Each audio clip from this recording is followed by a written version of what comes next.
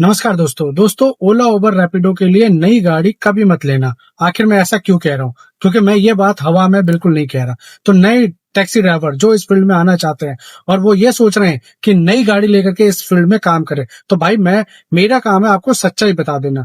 उसके बाद आपकी मर्जी है कि आपको नई गाड़ी लानी है या नहीं लानी है। भाई, आज से लगभग 4 साल पहले की मैं अगर बात करूं, अगर आप ये फैसला लेते ना कि नई गाड़ी लेकर के आप काम करो, तो भाई बहुत अच्छा ऑप्शन था कि आप नई गाड़ी लेते और आराम से इतना काम हो रहा था कि आप आराम से ईएमआई भर के आप अपना घर का भी खर्चा चला सकते थे। लेकिन आज की मैं बात करूं, जो अगस्त 2026 का साल है, अगस्त का महीना है, और मैं आज काम की रियलिटी बात करूं, ना तो काम ओला में है, ना तो उबर में है, ना तो रैपिडो में है, और ना ही भारत टैक्सी में। और प्लस ये सारे कंपनियां अपना कहीं ना कहीं सिर्फ कमीशन लेने के फिराक में रहती हैं।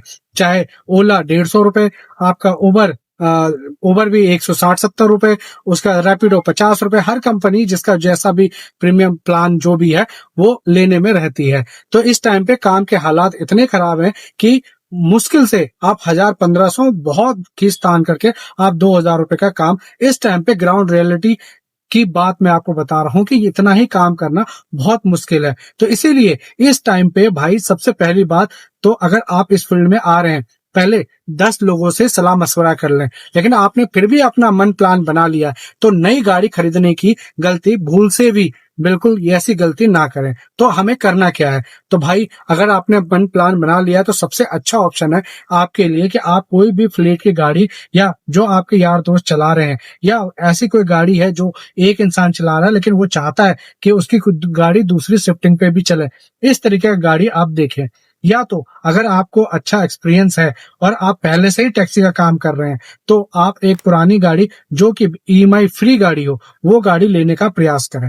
रीजन ये इसलिए है क्योंकि इस टाइम पे इतनी कमाई बिल्कुल भी नहीं है कि आप सारा, मतलब ईएमआई भी अपना निकाल लो, आप अपना खर्चा भी निकाल लो, फिर गाड़ी के पेपर वर्क भी निकाल लो। इतना आसान काम इस टाइम पे फिलहाल नहीं रहा है।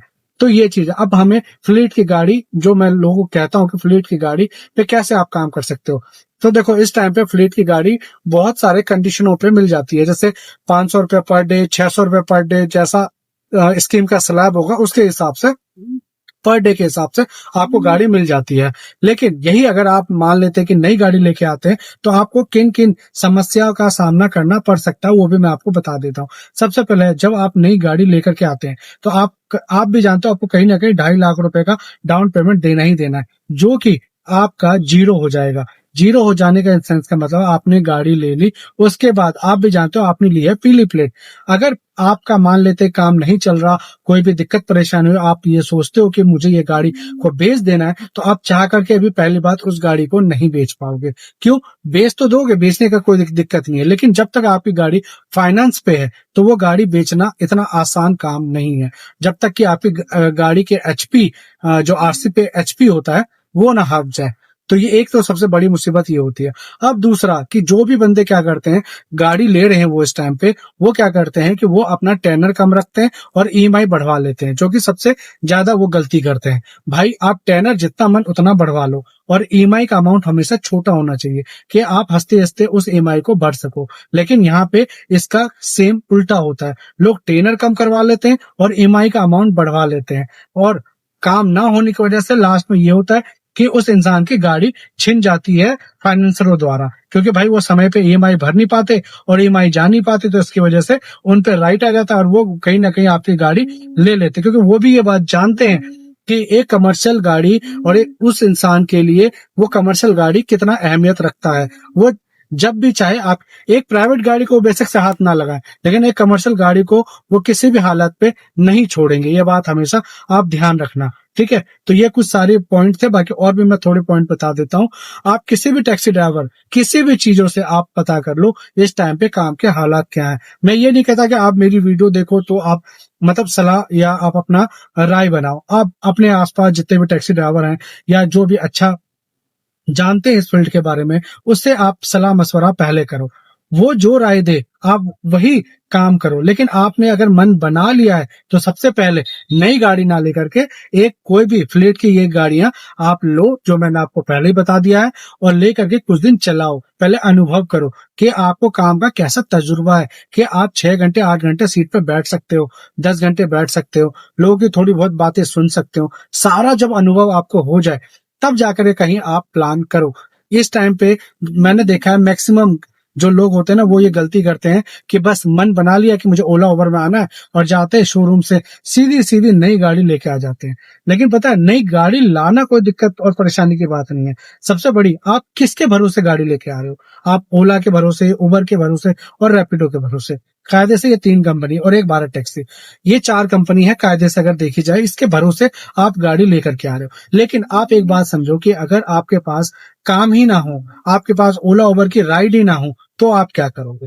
या आपकी किसी गलती की वजह से आपकी उबर की आईडी बंद हो जाए या ओला की आईडी बंद हो जाए, तो आप क्या करोगे? भाई ऐसा तो है नहीं कि आपने गाड़ी ले ली और ओला उबर की आईडी आपकी बंद हो गई तो आप ईएमआई अपने घर से भर दोगे। ऐसा तो पॉसिबल नहीं हो पाता ना। ईएमआई के लिए आपको भाई कमाना तो पड़ेगा, कमाओगे तो ही ईएमआई भर पाओगे। तो भाई इन चीजों पे डिपेंड होकर के आप सीधे सीधे 8 लाख रुपए का इन्वेस्ट करना कोई मामूली और बच्चों का खेल नहीं है। इसीलिए मैं लोगों को सलाह देता हूं कि पहले सोचो, समझो, उसके बाद, क्योंकि बहुत सारे टैक्सी ड्राइवर ऐसे हैं कि भाई उसे मतलब टैक्सी लाइन की ABCD भी नहीं पता। वो कुछ नहीं जानते, उन्हें ये भी नहीं पता कि मुझे कहाँ जाना है, मुझे कैसे सवारी उठानी है, मुझे क्या करना है, नथिंग, कुछ नहीं पता। और वो इस फील्ड में सीधा सीधा कूद जाते हैं। भाई कूदने से अच्छा है आप बाइक चला लो, थोड़ा एक्सपीरियंस ले लो, अपना राइडर का एक्सपीरियंस ले लो। और अभी एक चीज मैं आपको बता देता हूँ, अभी एक घटना और घटित हुई है विजय भाई के अलावा।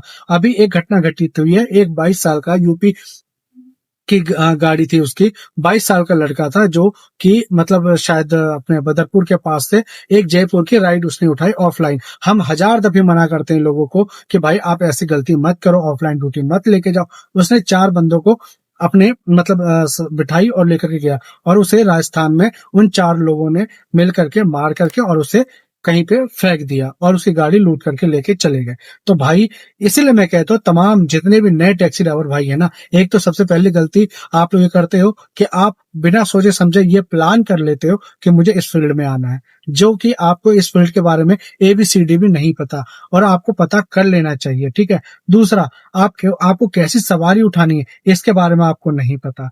आपको मतलब कितने पैसों की राइड उठानी है इसके बारे में नहीं पता। आपकी गाड़ी मान लो कहीं फंस गई, कहीं आपकी ब्रेक डाउन हो गई, गाड़ी के बारे में आपको नहीं पता, मतलब आपको XYZ कुछ नहीं पता। बस आपने इन्फ्लुएंसरों की वीडियो देख ली, 4,000 कमा रहा हूँ, 5,000 कमा रहा हूँ, और आपने मन बना लिया कि मुझे तो बस टैक्सी लाइन में आना है।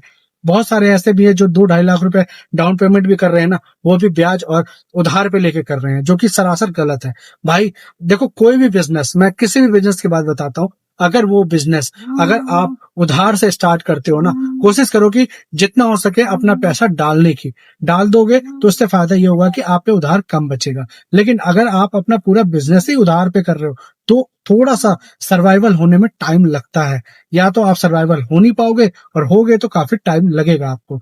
तो ये कुछ तमाम बातें थी जो मैं चाहता था कि एक आप गाड़ी खरीदने से पहले आपको ये सारी बातें पता हो, उसके बाद कहीं जाकर के आप डिसीजन लो, क्योंकि आपका एक डिसीजन आपका 4 साल, नेक्स्ट जो 4 साल है वो आपका तो खराब तो करेगा ही, प्लस आपके 2.5 लाख रुपए आपसे मतलब जा सकते हैं, आपका सुख शांति, आपके घर परिवार की सारी चीजें आपकी जा सकती है एक सिर्फ गाड़ी की वजह से। तो इसलिए ऐसी गलती आप सोच समझ के भी ना करो।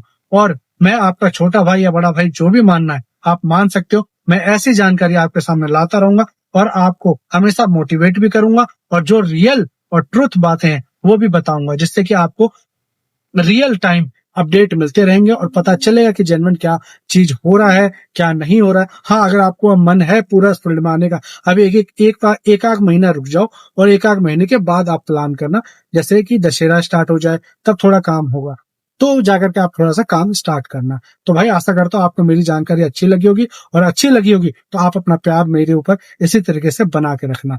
जय श्री राम। और लास्ट में फिर कह रहा हूँ कि भाई नई गाड़ी लेने से पहले एक बार संभल के और सतर्क होके, नहीं तो सिर्फ पछताना ही पड़ेगा।